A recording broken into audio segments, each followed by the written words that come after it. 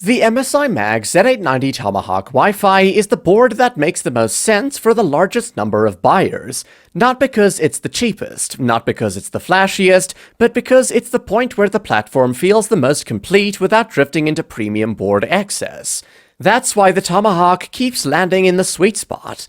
You get a 16 plus 1 plus 1 plus 1 90 amp power system, Wi-Fi 7, 5GB LAN, Thunderbolt 4, Gen 5 graphics support, 1 Gen 5 M2 slot, and 4 M2 slots total, and MSI's easy DIY features. On paper, that already looks strong.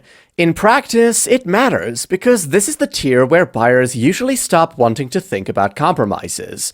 You don't want to wonder whether you should have stepped up for better networking. You don't want to regret a weaker I/O layout. You don't want the board to feel one tier below the rest of the system. That's exactly why this board works. Compared with the Gigabyte Z890 AORUS Elite Wi-Fi 7, the Tomahawk gives you the more complete mainstream package. The standout difference is 5GB LAN, but the bigger difference is that the whole board feels more rounded. It's easier to recommend to someone who wants to buy once and stop second-guessing the choice. Compared with boards like the Asus TUF Gaming Z890-Pro Wi-Fi, the Tomahawk is the safer balance pick if your priority is broad value in the upper mainstream range, rather than a slightly different brand or feature emphasis. And compared with a board like the AORUS Taichi Lite, the Tomahawk gives up some higher-tier extras and expansion, but it keeps the parts most buyers care about while avoiding the jump to a clearly more premium class. That's really the Tomahawk's entire strength. It's not the most specialized board. It's not the most luxurious board. It's the board with the fewest meaningful weaknesses for the widest number of buyers. So who should buy it?